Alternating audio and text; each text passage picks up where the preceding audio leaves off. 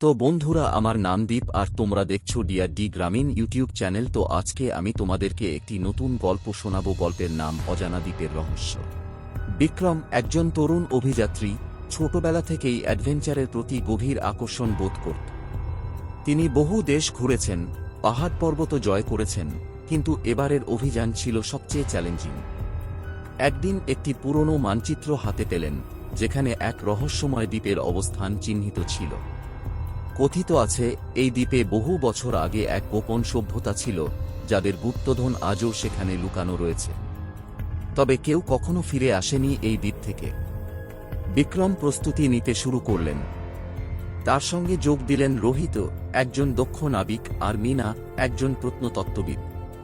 তিনজন একটি ছোট জাহাজ নিয়ে রওনা দিলেন অজানা গন্তব্যের উদ্দেশ্যে। 3 দিন সাগরে কাটানোর পর তারা এক গভীর কুয়াশার মধ্যে ঢুকে পড়ে।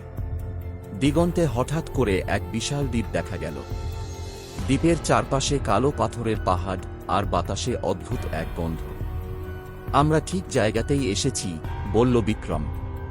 তারা উপকূলে নামতেই দেখতে পেল চারপাশে ছড়িয়ে থাকা ভগ্নপ্রায় পাথরের মূর্তি। দ্বীপের ভেতরে ঢুকতেই এক আশ্চর্য ব্যাপার ঘটল। পায়ের নিচে জমি যেন নড়ছে। হঠাৎ করেই বিক্রম বুঝতে পারল, এটি আসলে এক বিশাল ফাঁদ। দ্রুত পাশের গাছে লাফ দাও, চিৎকার করল রোহিত। তারা কোনো রকমে ফাঁদ এড়িয়ে এগিয়ে গেল। দ্বীপের গভীরে যাওয়ার পর একটি পুরনো মন্দিরের ধ্বংসাবশেষ দেখতে পেল তারা। মন্দিরের প্রবেশপথে লেখা ছিল এক প্রাচীন লিপি। মিনা বলল, এটি প্রাচীন সংস্কৃত ভাষায় লেখা। এর অর্থ হল, যে সত্যের সন্ধান করবে, সবার দৃষ্টি এড়িয়ে চলবে। তারা ধীরে ধীরে মন্দিরের ভেতরে প্রবেশ করল। চারদিকে দেয়ালে আঁকা ছিল নানা রহস্যময় প্রতীক। মিনা সেগুলো বিশ্লেষণ করে বলল, এগুলো নির্দেশ করছে যে গুপ্তধন মন্দিরের নিচে লুকানো আছে। তারা মন্দিরের মেঝেতে খোঁজ শুরু করল। হঠাৎ বিক্রমের চোখ পড়ল এক বিশাল সিংহের মূর্তির ওপর। সে বুঝতে পারল, এটি আসল চাবি।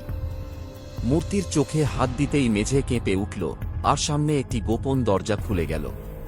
তারা নিচে নামতেই দেখতে পেল এক বিশাল সোনার মূর্তি, যার গায়ে অসংখ্য হীরা জহরত বসানো।